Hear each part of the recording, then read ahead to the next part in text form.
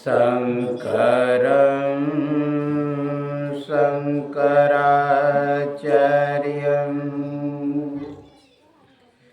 केशवं बादरायणं सूत्रभास्कृतो वन्दे भगवन्तो पुनः पुनः ईश्वरो गुरुरात्मेति मूर्तिभेद विभागिनी व्योमवत् व्याप्त देहाय दक्षिणामूर्तये नमः। दक्षिणामूर्तये नमः। श्री सद्गुरु महाराज की जय। हम लोगों को जोर से जय घोष करना चाहिए, क्योंकि आप लोग सुने होंगे शंख बाजे तो बलाए भागे। जब जगदीश चंद्र बसु विदेश गए तो वहाँ के लोगों ने कहा, भारत में एक कहावत है, क्या? शंख बाजे तो बलाए भागे। क्या ये सत्य है? उसने कहा, आपके पास सूक्ष्मदर्शी यंत्र है, लगाइए। लगाया सूक्ष्मदर्शी यंत्र, झोले से शंख निकला, ज्यों ही फूका ना तो जितने विषैले जीवाणु सब थे वो मर मर के गिरने लगे। हृदय विदीर्ण हो जाता है। कोई डांट के धूप देता है किसी को जोर से, वो देखिएगा अंदर से कांप जाता है। कारण क्या है? शब्द का चोट लगा उसको। महाभारत युद्ध होने वाला था, सबने अलग अलग शंख फूका। शंखम ददमो पृथक पृथक, अलग अलग सबने शंख फूका। पंडवानक गौमुख, देवदत्त धनंजय, देवदत्त नाम का धनंजय अर्थात अर्जुन ने शंख फूका।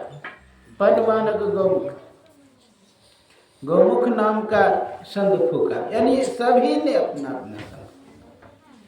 इसलिए हम लोगों को जय घोष हृदय खोल के करना चाहिए, क्योंकि सतोगुण का तरंग जब बाहुली होता है न, बाहुल में, तो तमोगुण रजोगुण दब जाता है।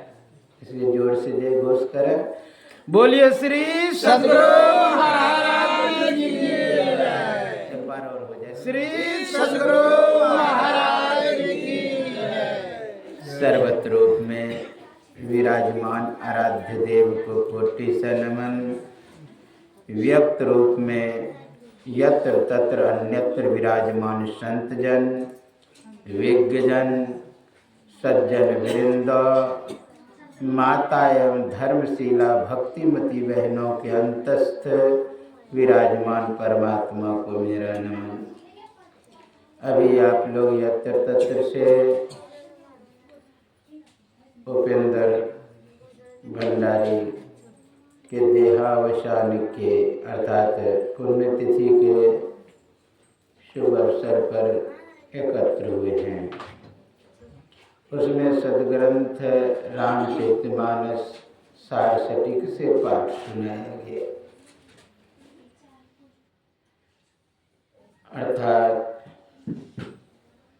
राम कहा तनु राखहु ताता, कह रहे शरीर को रखने के लिए। क्यों? इसलिए कि शरीर छूटता है, इसलिए कह रहे शरीर को रखो। क्योंकि आप जानते हैं कि शरीर का क्या क्या गति होता है। हमारे भारतीय संस्कृति के हिसाब से जला देते हैं, कुछ धर्म के अनुसार उसे मिट्टी में गाड़ देते हैं और किसी के संस्कृति के हिसाब से फेंक देते हैं गीध कौवे को खाने के लिए।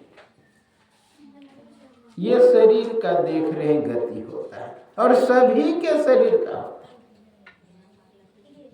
है। यह नहीं कि बच्चे का हुआ तो बूढ़े का नहीं होगा, बूढ़े का होगा तो बच्चे का नहीं, ऐसा नहीं। बूढ़े हो कि जवान हो, 5 वर्ष का हो कि 10 वर्ष का कि 20 वर्ष का 50 वर्ष का, सबको जाना है। जातो ध्रुवस्य मृत्यु ध्रुवो जन्म मृतस्य च। जिसका जन्म है उसकी मृत्यु निश्चित है। कोई लाख प्रयत्न करे कि हम नहीं मरेंगे, मरना ही होता है। बचने का प्रयास सब करते हैं और बचाने का भी प्रयास सब करते हैं। मतलब इनकी जिंदगी वापस आ जाए या जिंदगी में रहे, उनके लिए कहां कहां लोग नहीं जाते हैं। डॉक्टर के पास जाते हैं, कोई डॉक्टर के पास से मर के आ जाते हैं। कोई विदेश जाते हैं ब्लड बदलने के लिए, वहां इलाज करने, वहां से भी मर के आ जाते हैं। यही जिंदगी के तलाश में जाते हैं, लेकिन उसे पता नहीं कि जिंदगी के तलाश में जहां जा रहे हो न हो वहीं मृत्यु हो। आप लोग सुने होंगे जिंदगी के तलाश में मौत के कितने पास आ गए। लोग खोजने बचने के लिए भागता है और उसे पता है जहां बचने के लिए जा रहे हैं ना वहीं हो सकता है मृत्यु। अब वहां जाना पड़ेगा, आप जैसे जाए। आप सुने होंगे छोटी सी पक्षी को देख करके बाज एक मन में विचार कर रहा था, बाज मन में चिंतन कर रहा था। तो उसके मन में हुआ छोटी सी पक्षी के, लगता है आज मेरा अंतिम दिन। उधर से आ गया गरुड़, कहा क्यों डरते हो? कहा देख ले रहे हैं, बाज हमें देख रहा, लगता है कि मेरी आज अंतिम दिन है। कहा कि चलो मैं तुझे इतना दूर पहुंचा देता हूं कि वहां बाज जा ही नहीं पाएगा। गरुड़ जी अपने पीठ पर बैठा लिया, 7 समुंदर पार जाके एक पहाड़ के खोहर में घुसा दिया, बाहर से पत्थर लगा दिया, बाहर से पत्थर लगा दिया। वहां से आकर के गरुड़ पूछते हैं,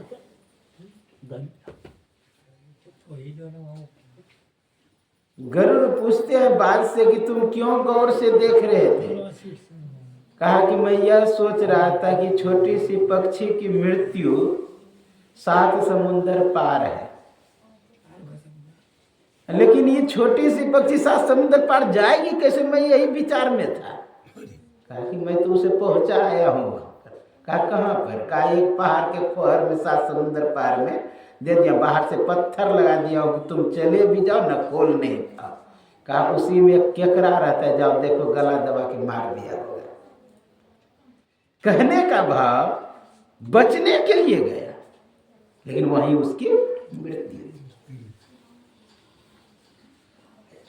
लोग तांत्रिक के पास जाता है, ओझा के पास जाता है, डॉक्टर के पास जाता है, वैद्य के पास जाता है कि कम से कम मुझे जिंदगी मिल जाए,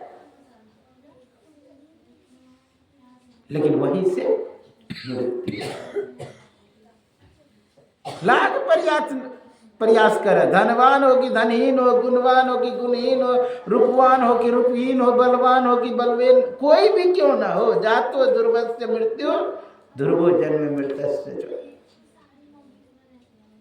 एक सेकंड में पूरे विश्व में 2 व्यक्ति मर जाता है, 1 मिनट में सैकड़ों व्यक्ति मर जाता है, और 1 घंटे में हजारों व्यक्ति मरता है पूरे विश्व में। 1 दिन में लाखों और 1 साल में लगभग 6 करोड़ लोग मर जाते हैं। 1 साल में 6 करोड़ लोग मर जाते हैं, क्या करें। और बीमारी हो जाए तो कहना ही क्या। प्रथम विश्व युद्ध में 3 करोड़ लोग मरे थे और द्वितीय विश्व युद्ध में 7 करोड़ लोग मरे थे। उसी समय एक प्लेग बीमारी चला था, उससे 10 करोड़ मर गए थे। महाभारत युद्ध में अकेला भीष्म 10 करोड़ को मारे, अकेला अर्जुन 9 करोड़ को मारे। लगभग पूरे महाभारत 1 अरब 66 करोड़ लोग मरे।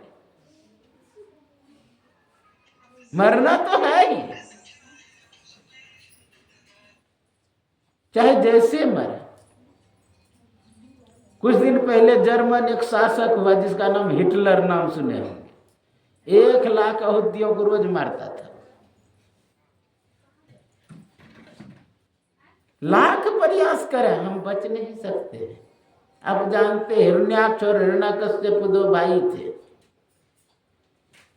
दोनों भाई तपस्या किया और बहुत शक्ति प्राप्त कर लिया। तो हिरण्याक्ष इधर उधर घूमे कि कोई मेरे से लड़ने वाला हो। ताकत ही इतना था, तनमद, यानी शरीर का नशा था कि हम बहुत बलिष्ठ है, ताकतवर है। सहयोग से एक जगह जा रहे थे, उधर से नारद बाबा आ रहे थे, बिना हाथ में है महात्मा। कहा बाबा जी, लड़ना फिरना आता है कि खाली बिना बजाना आता है? कहा कि मैं बाबा जी आदमी लड़ना फिरना नहीं आता है। कहा लेकिन लड़ाना भिराना आता है। कहा कौन है मेरे से लड़ने वाला?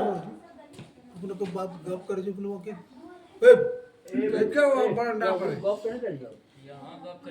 बोलिए श्री सद्गुरु महाराज की जय। श्री सद्गुरु महाराज की जय। श्री सद्गुरु महाराज की जय। तो कहा कि लड़ना भिड़ना नहीं आता, लेकिन लड़ना भिड़ाना आता है। अब तो अंदर में हुआ कि इसका मतलब कोई लड़ने वाला है मेरे से। कौन है लड़ने वाला? कहा नहीं है तो हो जाएगा। आप एक काम करिए, वो आते हैं लड़ने के लिए कब? जब धरती पर आफत आता है, गौ पर आफत आता है, ब्राह्मणों पर, संतों पर, तब जाकर के वह आते हैं। तो कहा कि धरती को चुरा करके पानी में डाल दो, समुद्र में। तो धरती को समुद्र में डुबो दिया। आप कहेंगे महाराज ये 13,000 किलोमीटर का ये जो व्यास में पृथ्वी है, ये समुद्र में डूबा। समुद्र भी तो मिला करके है, समुद्र भी मिला करके मात्र 13,000 किलोमीटर व्यास में। तो इसी में समुद्र है, तो इसमें पृथ्वी को कैसे डालेंगे? देखिए, एक ही ग्रह नहीं है, ग्रह है, उपग्रह, ऐसे ऐसे तारे हैं न कि कहना किया 13,96,000 किलोमीटर विचार करिए सूर्य, उससे कई गुना बड़े सब तारे हैं। 3-3 अरब किलोमीटर व्यास में एक तारे है जिसका नाम स्टीफनसन। 3 अरब किलोमीटर व्यास। वहां जानते पृथ्वी का औकात एक कण के बराबर हो जाता है। कोनो 2 अरब किलोमीटर व्यास में। तो उसी दूसरे ग्रह पर हो जल, उसी में डाल दिया होगा। संदेह करने का कोई बात नहीं। अर्थात पानी में डाला। आप लोग जानते हैं शुक्र रूप में भगवान आए और उस पृथ्वी को सुरक्षित जगह जहां वातावरण अनुकूल हो वहां स्थापित किया। अच्छा, शुक्र रूप ही धारण क्यों किया भगवान? इसलिए कि पृथ्वी का जो गुण है न, गंधवती पृथ्वी न्याय दर्शन में आया। मतलब गंध वाली होती है पृथ्वी, और गंध विशेष शुक्र को पकड़ में आता है। इसलिए वही रूप धारण किया कि हमें खोजने में सुविधा हो। तो आप जानते हैं हिरण्याक्ष और ब्रह्म भगवान में युद्ध हुआ। संक्षिप्त से कह रहा हूँ, मैं भागवत करता हूँ उसमें विस्तार से कहता हूँ। इधर 18 तारीख से 24 तारीख तक भागवत था, फिर बड्डा में होने वाला है 25 जनवरी से 31 जनवरी तक। नहर चौक के पास ही श्याम भगत था मंत्री, उसी के। तो कहने का भाव उसमें विस्तार से कहते हैं, उतना नहीं इसमें कहेंगे। कहने के बाद पृथ्वी को सही जगह स्थापित किया और युद्ध किया हिरण्याक्ष, और हिरण्याक्ष को मार दिया। और जब हिरण्याक्ष को मार दिया, सभी संगे संबंधी परिवार सभी रोने लगे।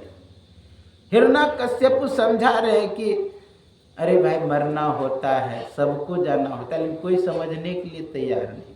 अंतिम में अंत्येष्टि किया और सोचा कि मेरे संगे संबंधी क्यों रो रहे कि मर गया, इसलिए मैं ऐसा प्रयत्न करूंगा, पुरुषार्थ करूंगा कि मैं मरूं ही नहीं। वो चले गए तपस्या करने के लिए, तप कर रहे, ओम ब्रह्मदेवाय नमः, ओम ब्रह्मदेवाय नमः, तप कर रहे।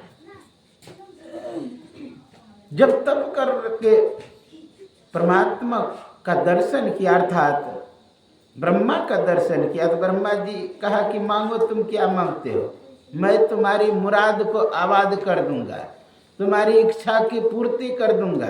कहा अगर देना ही चाहते हैं ना, मुझे वरदान दीजिए कि मैं अमर हो जाऊं। कहा कि नहीं, ऐसा नहीं होता है, जो भी आए हमसे दूसरा कुछ भी मांग लो। तो कितना चतुराई किया देखिए हिरण्याकश्यप। कहा खैर इधर से कान नहीं पकड़ने दिया तो उधर से उल्टा के पकड़ लेते हैं। मैं मांगा पानी, पानी नहीं तो अप मांग लेते हैं, नीर मांग लेते हैं, वाटर मांग लेते हैं।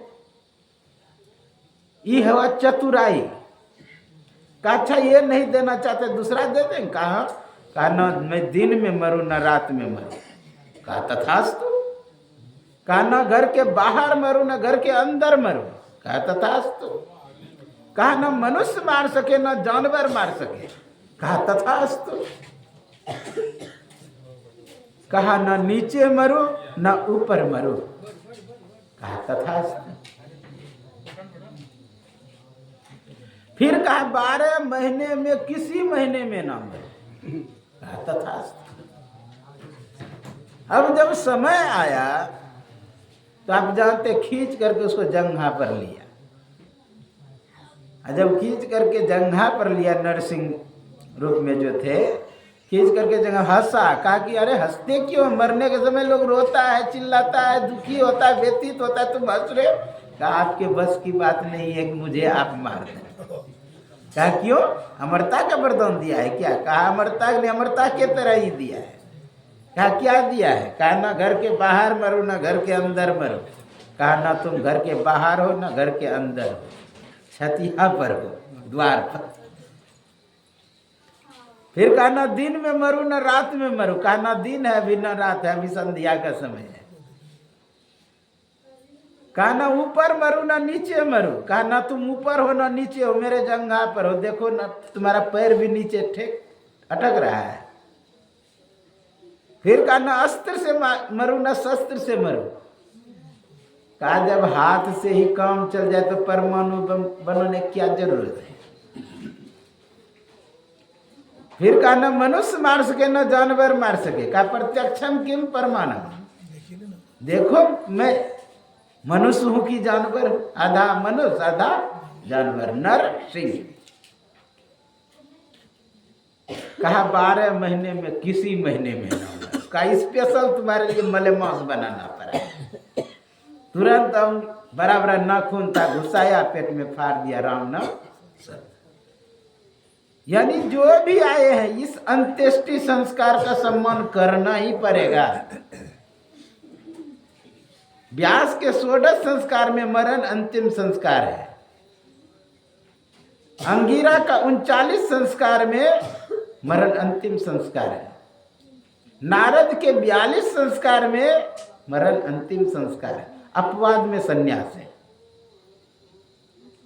इस संस्कार से सभी को गुजरना पड़ेगा, चाहे धनवान ही हो कि धनहीन हो, गुणवान हो कि गुणहीन हो, कोई भी क्यों ना। अभी सुने हैं ना, आए हैं सो जाएंगे राजा रंग फकीर, कोई भी आए हैं उसे जाना होगा। आप जानते हैं भगवान कहाए राम, पुरुषोत्तम, मर्यादा पुरुषोत्तम। और उसकी भी जब अंतिम समय आया ना, काल आए दूसरा ही वेश धारण करके, कहा महाराज आपसे मैं एकांत में गुफ्तगू करना चाहता हूं, और मैं जब बातचीत करूं ना कोई तीसरा ना आ जाए। कमरे में गया और अपने रूप में आया, कहा महाराज आपका समय हो गया, आप यहाँ सब, अर्थात भगवान भी आए ना उसे भी जाना पड़ेगा। बहुत बड़े भक्त आप लोग जानते हैं ध्रुव को भगवान का दर्शन हुआ, स्पर्शन हुआ, मुराद की आवाज भी किए, लेकिन फिर भी जब अंतिम में विमान पे चढ़ने लगे उसी समय मृत्यु देवी प्रकट हो गई। कहा महाराज मेरा अनादर करके आप विमान पे पाँव नहीं रख सकते, मेरे सर पे पाँव रख दीजिए, उसके बाद विमान पे पाँव रख। कहने का भाव मृत्यु का सम्मान किया। इसलिए भी कोई भी आए हैं उसे जाना। अब जाने का मार्ग आपको निर्णय करना है, आपके कर्म के अनुसार जाना। गीता में 2 मार्ग बताया है, अग्नि ज्योति रह शुक्ला, सन्मासा उत्तरायण, तत्र प्रजाति गच्छन्ति ब्रह्म स ब्रह्म वित्स्वे। कहा अग्नि मार्ग, अग्नि ज्योति रहा शुक्ला यानी सफेद मार्ग, ज्योति का मार्ग, अग्नि का मार्ग, ये सब जो अंदर में प्रकाश मिलता है। साधना करेंगे तो अंदर में पीली नीली लाल सफेदी जो भी आप लोग जानते हैं, तो उस मार्ग से जब जाएंगे शुक्ल सन्मासा उत्तरायण, उत्तरायण का मतलब होता है क्या, शब्द में जाएंगे तो ऊपर की ओर यात्रा करेंगे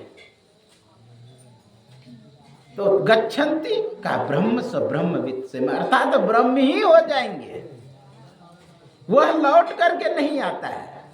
और दूसरा कहा धूमो रात्रिस तथा कृष्णा सन्मासा दक्षिणायन, यानी दक्षिण नायन होने पर सूर्य और धूमस। गप मत करिए, कौन उसके बैठे हैं? बोलिए श्री सद्गुरु महाराज की जय।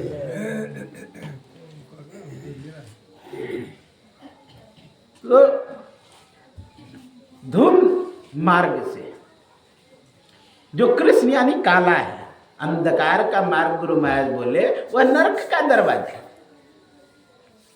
प्रकाश स्वर्ग का है, शब्द परमात्मा का, ब्रह्म परमात्मा लोग जाने का। इसलिए हम लोगों को निश्चित करना है कर्म करके कि किस मार्ग से जाना है, कर्म के आधार पे आ जाए। इतना तो करना स्वामी, जब प्राण तन से निकले गोविंद नाम लेकर फिर प्राण तन से निकले। ऐसी भावना होनी चाहिए कि प्रभु की याद आ जाए अंतिम, आता नहीं है जल्दी। अभी आप लोग सुन रहे थे, जब पंख कट के गिद्धरा जटाई गिर पड़े तो हा राम करते हुए आंख बंद करके भगवान का नाम ले रहे थे। किसी ने कहा कि यह कौन सा बुद्धिमता हुआ पंख कटवा लेना। अरे पंख रहता तो कम से कम राम के पास जाते और कहते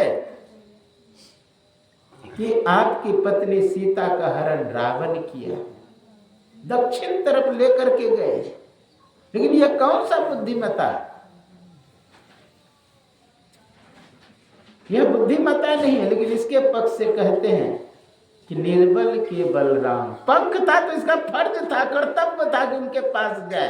अब पंख भी नहीं, अब उनका कर्तव्य है कि वो मेरे पास आवे। मुझे पता नहीं कि वो कहाँ है, मुझे पता नहीं कि वो कहाँ, लेकिन उसे तो पता है कि मैं कहाँ हूं। आंख बंद करके आराम आराम रख रहे। इतने में भगवान आए और गोद में उठा लिए। गोद में ज्यों ही उठाए कहते कोई भी हो यहाँ से चले जाओ, मुझे राम राम रटने दो। कहा वही राम में गदगद गिरा नयन भर मेरा, आंखों से आंसू गिरने लगे। भगवान राम कहते राम कहा तनु राखहु ताता, हे तात इस शरीर को रखो, जैसा का मैं तैसा कर दूंगा। तुम्हारा पंख कटा है, मैं पंख का सर्जरी कर सकता हूं। हमारे देश में सर्जन का कमी नहीं। भगवान भोले कितने बड़े सर्जन थे, विचार करिए। अपने ससुर का एक बार गला काट दिया, अब बस जानते बकरा का मुंडा लगा दिया। लोग कहते हैं कि ऐसा भी हो, ऐसा क्यों नहीं होगा। आप अगर बंदर का फेफड़ा लगा सकते हैं, अन्य जानवरों का कोई अंग शरीर में सेट कर सकते हैं, तो क्या सर नहीं लग सकता। उतना बड़े सर्जन नहीं होंगे, इसका मतलब नहीं लगा पा रहे। भगवान शंकर 2 बार, एक बार अपना बेटा का गला काटा, आप जानते हाथी का सर सर्जरी कर दिया। उतना दिन बाद की बात है, अंग्रेज के समय में एक सेनापति था कर्नल कुट, उसे दक्षिण भारत भेजते थे युद्ध के लिए। एक दक्षिण भारत में राजा था हैदरली, हैदरली से युद्ध करता था, बार बार हार जाता था कर्नल कुट। बार बार भारत के राजा का ये होता है आदत की छोड़ देना। जैसे देखिए पृथ्वीराज चौहान दिल्ली के तख्त पर जब था, मोहम्मद गोरी ने 1 बार नहीं 2 बार नहीं बार बार छोड़ दे, 17 बार उसको माफ किया।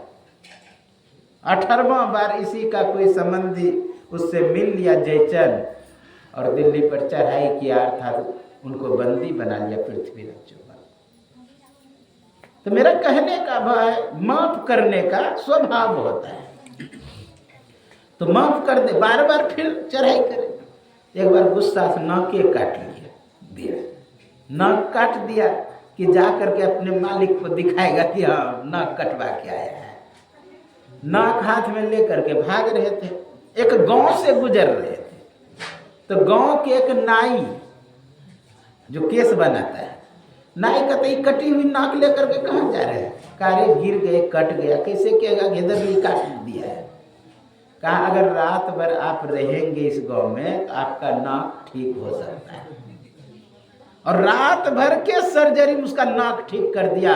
और जब विदेश गया अपने देश में, वो अपने सर्जन मित्र से कह रहा है, सर्जन मित्र से कि मेरी नाक कटी हुई लग रहा है। संसद में बोल रहा है,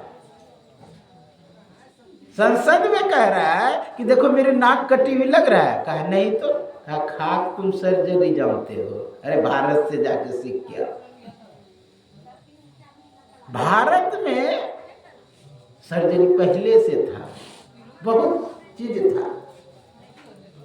अब बोलिए हवाई जहाज का आविष्कार करता है राइट ब्रदर, जबकि हमारे भारद्वाज संहिता में 500 कैटेगरी हवाई जहाज बनाने का है। सबसे पहले दलपते जी महाराज बम्बई में बनाया और बिना पायलट के उड़ा के दिखाया। कहा कि मैं चाहूं तो हजारों बना सकता हूं, लेकिन मेरे पास धन नहीं है। उसी समय राइट ब्रदर का कंपनी आया था, कहा मुझे डिजाइन दे दीजिए, हाँ मैं बनाऊंगा। उसने लिया, बस अपने नाम से पेटेंट कर दिया। अब विचार करिए, कहते कि सूर्य की दूरी पृथ्वी से मतलब ये बताया 15 करोड़ किलोमीटर। हनुमान चालीसा में पहले लिख दिया है? कितना योजन पर दूरी जब घटाएंगे ना उसको उतना ही निकलता है। और पहले हम लोगों को बता दिया है। आर्यभट्ट एक वैज्ञानिक हुआ, ये आइंस्टीन से बहुत हजारों वर्ष पहले बता दिया कितना दूरी है। बोलिए श्री सद्गुरु महाराज की जय। श्री सद्गुरु महाराज की। तो पहले बता दिया, कहने का भाव सब चीज हमारे भारत में था। यहाँ पर भगवान राम कह रहे कि मैं तुम्हारे पंख को ठीक कर सकता हूँ, इसलिए शरीर को रखो। कौन गप कर रहा है? किधर का आवाज? गंभीर से बोलियो, आवाज आ रही है। बोले श्री सद्गुरु महाराज की जय, श्री सद्गुरु महाराज की श्री सद्गुरु महाराज की। तो मैं कह रहा, राम कहा तनु राखो ताता, शरीर को रखो, मैं वैसा बना दूंगा जैसा था। तो बहुत सुंदर भाव है गिरिराज जटायु का कि हे प्रभु जन्म जन्म मुनि जतन करे, अयंत राम आवत नहीं। जन्म जन्म तक लोग प्रयत्न करता है, पुरुषार्थ करता है, यहाँ तक कि जल में घुस करके तपस्या करता है, उल्टा लटक करके तपस्या करता है, पंच अग्नि तपता है, क्या क्या नहीं करता है, लेकिन अंत में राम नहीं आता है। राजा परीक्षित को आपने गर्भ में दर्शन दिया।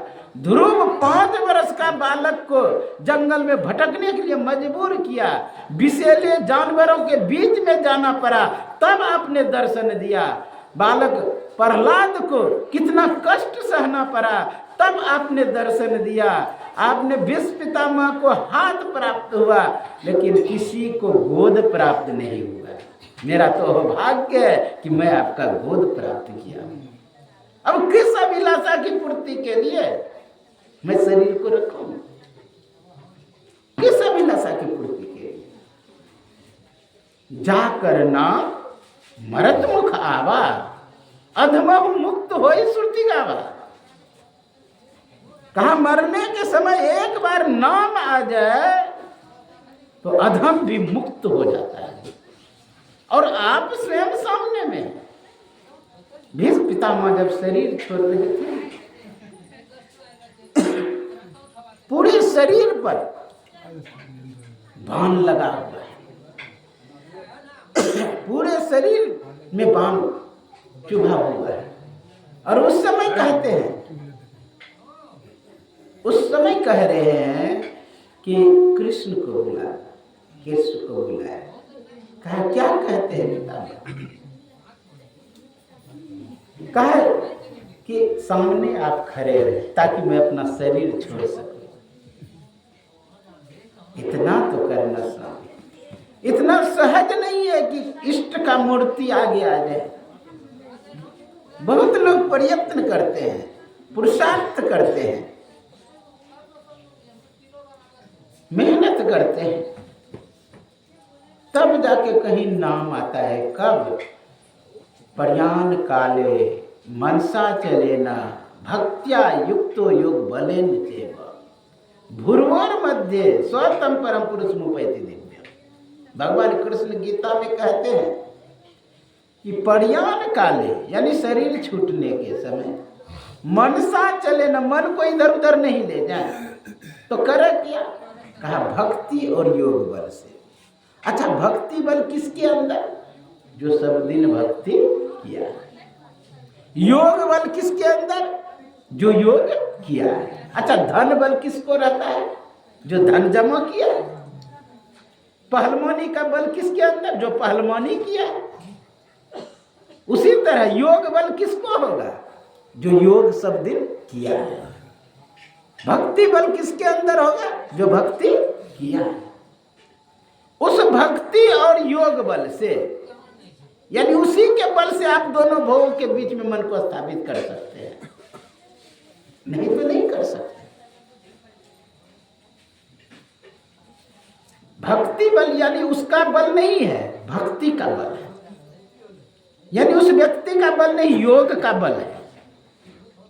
जैसे कोई विधायक के साथ में रहे तो उसका चलने बुलने का ढंग अलग हो जाता है। उसका बल नहीं काम कर रहा है, काम उसका कर रहा है विधायक। कोई बहुत बड़े बदमाश के साथ रह रहा है तो उसका चलने बोलने का ढंग देखेंगे अलग, उसका बल नहीं रहे। वो जो बदमाश के साथ रहा उसका बल काम कर रहा है।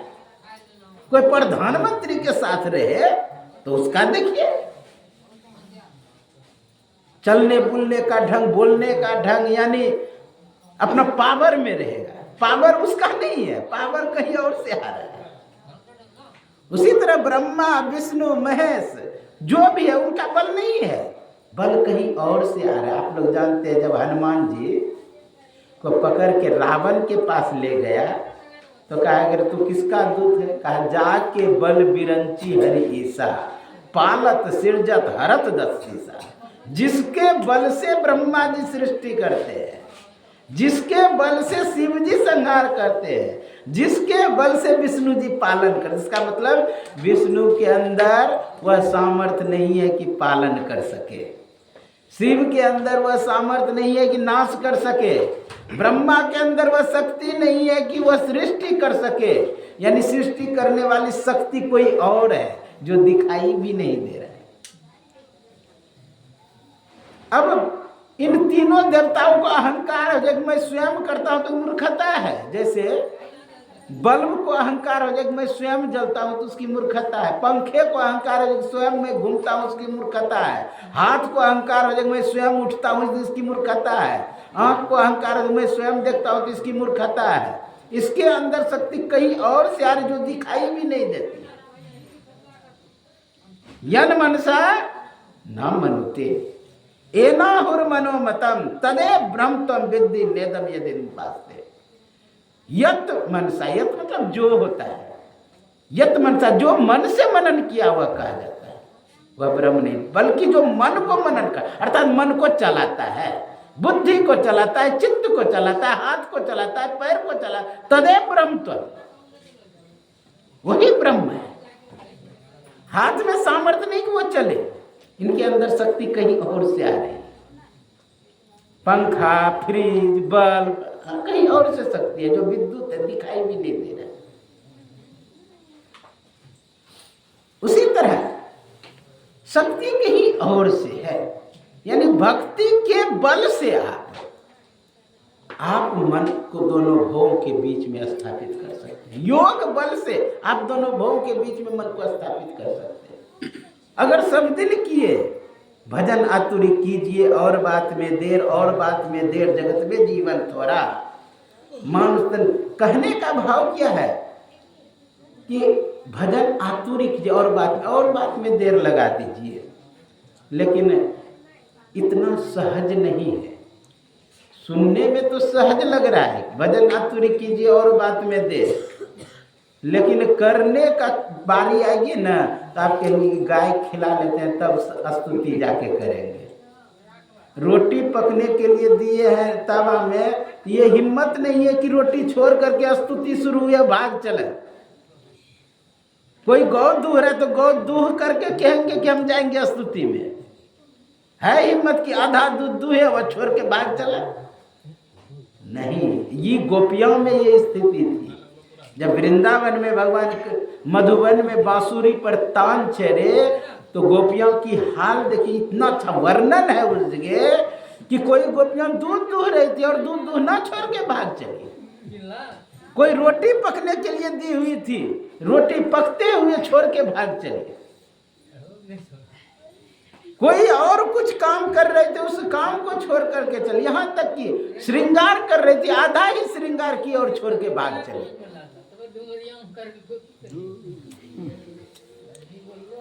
बोलिए श्री सद्गुरु महाराज की। गेज को बाद में बात करियो थोड़ा देर, और बाद तोरे सब पारी छे माइको दे दो। बोलिए श्री सद्गुरु महाराज की जय, श्री सद्गुरु महाराज की जय, श्री सद्गुरु महाराज की जय। तो मैं कह रहा था कि बल यानी भक्ति करेंगे तो उसका बल होता है, उस शक्ति सामर्थ्य से। लोग देखते हैं किसी को साथ देता है, किसी को कुछ कह देता है तो हो जाता है। कारण क्या? उसका शक्ति है, संग्रह किया हुआ। नहीं भजन किए हैं तो वह शक्ति नहीं होगा कि आप दोनों को भवों के बीच में मन को स्थापित करें। लोग का कहाँ कहाँ मरने के समय मन नहीं जाता है। एक दिलीप जायसवाल था पूर्णिया जिला में, मैं उसके यहाँ सत्संग किया हूँ। 10 मिनट में उसका पिताजी शरीर छोड़ने वाला था, मरणासन में पड़ा हुआ था। हाथ उठाता था तब उठता था, पैर हिलाता था तब हिलता था, यानी जिधर लेटा दे वैसे उसी स्थिति में, मुंह से बोली भी नहीं खुल रहा। एक बार संकेत किया, मुझे उठाया, एक बोली अंतिम में खुला। क्या जानते, कहते हैं क्या, रे दिलीप देखो बकरी बोरा तो नहीं काट रहा है। अब बोलिए कि मरने वाला है, उसको चिंता है कि बकरी बोरा काट रहा है। ये हाल लोगों का होता है अंतिम में, क्योंकि जिंदगी भर उसने वही बोरा सीने वाला काम किया था। सब दिन अनाज खरीद के गांव से अब बाजार में बेचे थे सब दिन, तो आदत जो लगा हुआ रहेगा वही अंतिम में याद आएगा। अब विचार के मरने वाले हैं, उनको चिंता है कि बोरा बकरी न खा जाए, काट ले। इसलिए और बात में देर करिए, लेकिन भजन में देर नहीं है। कल करे सो आज करे सो अभी, और दूसरा काम के लिए आज करे सो कल करे सो परसों, क्योंकि समय बचा है बरसों। लेकिन भजन में अभी लग जाना चाहिए। जब तक भजन में आप नहीं लगेंगे तब तक काम नहीं बनने वाला। इसलिए दोनों गौ के बीच में कैसे मन स्थापित होगा, पहले भजन करें।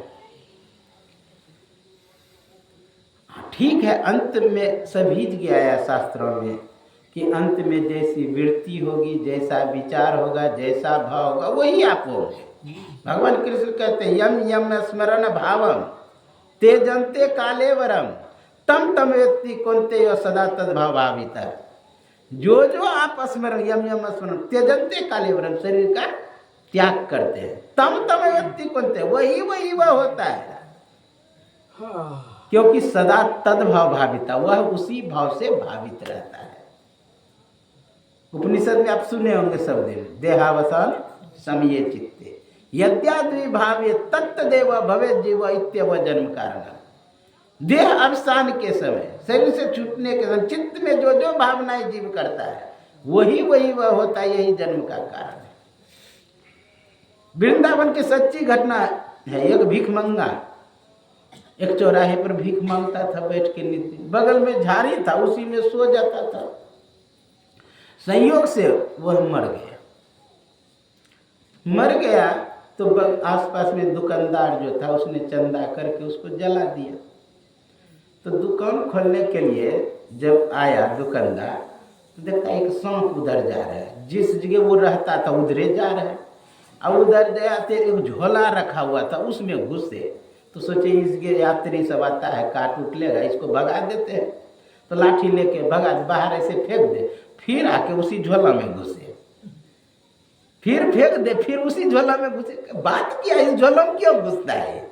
जब झोला निकाला ना तो जानते उसमें पैसा था बहुत, खुदरा सब एक पोटली रखा हुआ और पैसे का बस भंडारा कर दिया। जब भंडारा किया उस दिन से काहे आएगा वो? कहने का बाद चित्त कहाँ चला गया होगा? पैसे में। जिस चीज के प्रति आसक्ति हो जाएगा उसी में आप जाएंगे। जैसे भरत राजा का कहानी सुनेंगे, दूसरे जन्म में जो जड़ भरत बना है। भरत राज्य काज त्याग करके चले गए भजन करने के लिए। भजन कर रहे थे, नित्य दिन स्नान करना नदी में और नित्य दिन भजन करना। एक दिन स्नान कर रहे थे, एक सिंह की चित्कार का आवाज सुनाई दिया। जो ही सुनाई दिया उसी समय देखते एक हिरनी भागती हुई आती है, आगे से छलांग लगाए तो उसका बच्चा क्या है पानी में गिर गया। हिरनी उस पार में जाके मर गई। तो बच्चा डूबने लगा, उसे ऊपर कर दिए।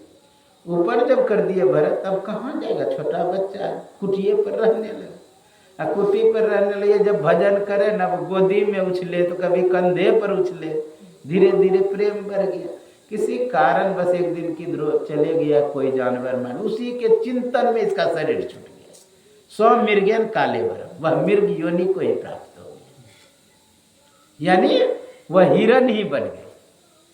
तो आप कहेंगे महाराज जिंदगी भर भजन किए, भक्ति किए, अंतिम में अगर हिरण में चित्त चला गया या मांस मछली में चित्त चला गया या कोई और चीज में चला गया, तो क्या मेरा जिंदगी भर का किया हुआ बेकार हो गया? नहीं, बेकार नहीं होता है।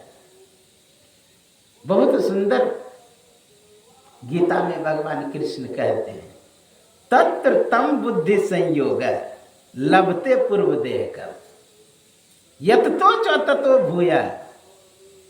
बहुत सुंदर का जो जो आप स्मरण करके अंदर में रखे हैं पहले, तम तथा कृपया पूर्व जन्म में, तत्र तम बुद्धि संयोग, बुद्धि में जो संयोग करके रखे, तत्र तम बुद्धि से लभते पूर्व देह का, पूर्व जन्म में जो जो भी आप संग्रह किए वही वह होगा।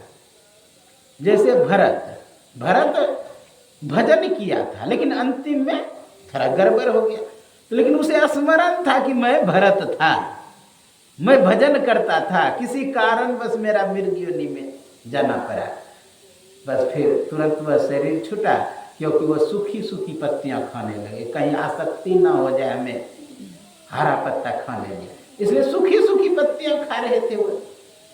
तो शरीर पूरा हुआ और ब्राह्मण कुल में जन्म लिया, और ब्राह्मण कुल में जन्म लिया तो जानता था कि मैं पूर्व जन्म में भरत था, बस वो जड़ के तरह रहने लगा, जहां बैठा है जहां सोया है, कोई चीज के प्रति आसक्ति ही नहीं, इसलिए नाम पड़ा उसका जड़ भरत।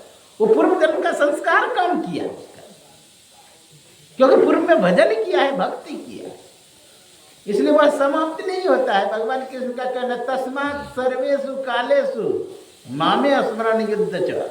हे अर्जुन, हर समय हर क्षण मेरा स्मरण भी करो और युद्ध भी करो। अंत काले च मामे व स्मरण मुक्त्वा काले वर। अंत काल में अगर मेरा स्मरण आ जाए तो मुक्त हो जाओगे। इसलिए कहा कि भजन करो, भक्ति करो। हम लोगों को चाहिए कि एकत्र करके उस पुण्य को, पुण्य के बल से, उस शक्ति से आप मोक्ष पा सकते हैं। अर्जुन ने भगवान से कहा था कि हे प्रभु, जब कोई भजन करता है, भक्ति करता है, किसी कारण बस वह गिर जाए, क्या वह बादल के तरह छिन्न भिन्न तो नहीं हो जाता है? कच्चिन्नो भय भ्रष्ट छिन्न भरवीम नश्यति। क्या बादल के तरह छिन्न भिन्न तो नहीं हो जाता है? भगवान कृष्ण कहते हैं कि नहीं, ना ही पार्थ ना मुत्र विनाशतस्य विद्यते, ना ही कल्याण कृत कस्य दुर्गति तत् गच्छति। हे अर्जुन, ना इस लोक में दुर्गति होती ना उस लोक में। तो कहा होता क्या है?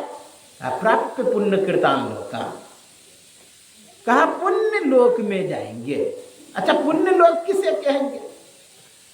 स्वर्ग को कहते हैं पुण्य लोक। इसीलिए पुण्य स्मृति दिवस इसलिए कहा जाता है कि हर जीव से शुभ कर्म और अशुभ कर्म होता है। अब पहले जमराज स्वर्ग ही ले जाता है, हर व्यक्ति का भाव होता है कि मैं पहले सुख को उपलब्ध करूं, इसलिए स्वर्ग ले जाता है। इसलिए उसी दिन से स्वर्गीय लिखना शुरू कर देता है। लिखता है स्वर्गीय, महात्मा कोई है तो ब्रह्मलीन लिख देता है, तो स्वर्गीय। पुण्य लोक स्वर्ग को कहते हैं। यहाँ पर लिखा हुआ प्राप्त पुण्य कृतम लोकान, लोकान बहुवचन है, अर्थात एक ही स्वर्ग नहीं होता, अनेकों स्वर्ग है। बहुवचन लगाने का भाव है अनेकों स्वर्ग। या नहीं तो शिव लोक भी को भी पुण्य लोक ही कहा जाएगा, विष्णु लोक को भी पुण्य लोक ही कहा जाएगा, ब्रह्मा के लोक को भी पुण्य ही लोक कहा जाएगा, अगर अधिक स्वर्ग ना हो तो। यदि बहुवचन लगाया तो प्राप्त पुण्य कृतान लोका नो सिद्धे शाश्वती मत है, बहुत दिन वहां सुख भोग करके। आप कहेंगे महाराज शाश्वत मतलब तो सब दिन होता है, आप कह रहे शाश्वती मतलब बहुत दिन। देखिए यहाँ पर बहुत दिन इसलिए लगेगा कि शाश्वत स्वर्ग ही नहीं है, पहले स्वर्ग ही शाश्वत नहीं है। और स्वर्ग जब शाश्वत नहीं है तो क्या वहां रहने वाला इंद्र शाश्वत होगा? नहीं, शाश्वती मतलब बहुत दिन, क्योंकि स्वर्ग नष्ट होने वाला है। प्रसंगानुसार अर्थ लगता है कोई भी चीज का। जैसे वेद में आया है सैंधव, सैंधव मतलब होता है नमक, हाँ, सैंधव का अर्थ घोड़ा भी होता है। अब विचार करिए, कोई हथियार ले करके सज धज करके अब जा रहे हैं युद्ध भूमि में, उस समय किसी को कहे सैंधव लेकर के आओ, तो क्या नमक लेके जाएगा कि घोड़ा लेकर के जाएगा, क्योंकि वो तैयार होकर के युद्ध भूमि में जा रहा है। कोई भोजन करने के लिए बैठा है, अब उस समय के सैंधव लेकर के आओ, नमक लाएगा, घोड़ा नहीं लाएगा उस समय। घोड़ा लगे तो मूर्ख कहेगा। इसलिए प्रसंगानुसार अर्थ लगता है। तो यहाँ शाश्वती समान बहुत दिन, बहुत दिन वो सुख भोग करके क्या होगा, तो इस पृथ्वी पर आएंगे। कहाँ? प्राप्त पुण्यकृतानुसित पे शाश्वती सुचिना यानी शुद्ध व्यक्ति के, श्रीमताम यानी धनवानों के घर में। अगर ऐसा नहीं हुआ, अथवा योगी नाम अपी, अथवा योगियों के घर में। क्या अब आरती करने समय है? हो गए। बोलिए श्री सद्गुरु महाराज की, श्री सद्गुरु महाराज की जय, श्री सद्गुरु महाराज की। तो क्या करना चाहिए? समेट करके लोगों को, चित्त को दोनों भावों के बीच में स्थापित करने से क्या होता है? ब्रह्मलोक की परमात्मा में जाकर के एक में एक हो जाता है। ना तद भाष्यते सूर्यो ना सांको न पावकः यद गत्वा न निवर्तन्ते तद्धाम परमं मम ममेवांशो जीवलोके जीवभूता सनातनः मनः षष्ठानीन्द्रियाणि प्रकृति स्थानि कर्षति। अर्थात यह जो शरीर है, शरीर मरता कटता है, आत्मा नहीं मरता कटता। सभी दिन आप लोग सुने, नैनम चिन्ह सहस्र नैनम दति पापका न चैनम कलद्यप न स्वस्ति मारुता अच्छद्यो यम दाइयो यम कलद्यो स्वस्येव च। आत्मा मरता कटता नहीं, शरीर मरता कटता है। इसलिए उस स्थिति को अगर प्राप्त कर लेंगे, अर्थात आत्मी स्थिति को प्राप्त कर लेंगे, तो अपना परम कल्याण हो जाएगा। इनके नाम से सत्संग हुआ, उपेंद्र बाबू के नाम से अति ही उत्तम काम हुआ। जिसके निमित्त से विचार तरंग छोड़ा जाता है, उसके पास निश्चित पहुंचता है। आप कहेंगे महाराज जी हम लोग विचार तरंग छोड़ते हैं रेडियो स्टेशन से, तो रेडियो के पास जाने में यदि आंधी तूफान आ गया तो घर घर करने लगता है, पहुंचता भी नहीं। तो विचार तरंग कैसे पहुंच जाएगा? विचार तरंग इतना तगड़ा होता है कि चाहे बादल रहे कि पहाड़ रहे कि पर्वत रहे, आप देखिए ना मोबाइल कहाँ से कहाँ बात कर लेते हैं। उसी तरह विचार तरंग उस व्यक्ति के पास जाकर के घूमते रहता है। हर व्यक्ति के अंदर सतोगुण, रजोगुण, तमोगुण, तीनों गुण हर समय घूमते रहता है। ज्यों ही सतोगुण आएगा तुरंत सत्संग वहां पर पहुंच जाएगा। लगा? बोलिए श्री सद्गुरु महाराज की। वहां पर पहुंच, आप कहेंगे कि मोबाइल में यदि वो टावर नहीं रहता है तो जानते हैं मैसेज नहीं घुसता है, लेकिन ज्यों ही आप खोलेंगे, ज्यों ही टावर में आएंगे, तुरंत घुसना शुरू हो जाएगा। उसी तरह आसपास सतोगुण घूमते रहता है और सतगुण सत्य काम करने के लिए उसको प्रेरित करता है। बार बार विचार तरंग पहुंचता है। हम लोगों को वो नहीं है कि पंडित जी बैग कर दिया कि गाय दोगे तो वहाँ मिलेगा। पंडित जी खा रहे हैं, अब वहाँ मिला कि नहीं मिला, लेकिन विचार तरंग जरूर जाता है। इसीलिए भागवत में है कि देखिए ना, गोकर्ण और धुंधकारी का जो संवाद है, धुंधकारी को कहता है तुम्हारे नाम से मैं गया में पिंड दान दे दिया हूँ आदि आदि, कहा उससे हमारी मुक्ति नहीं हुई। आप सत्संग रूपी ग्रंथ का पाठ कराइए, अर्थात भागवत, तो हमारा उद्धार हो जाएगा। आप लोग जानते हैं, विस्तार से उतना कहने की जरूरत नहीं। तो कहने का भाव अंतर साधना करें, और जिसके नाम से हो रहा है मैं गुरुदेव से प्रार्थना करता हूँ कि उसको अपने शरण में स्थान दें। थोड़ी देर उनके नाम से ध्यान कर लें। बोलिए श्री सद्गुरु महाराज की।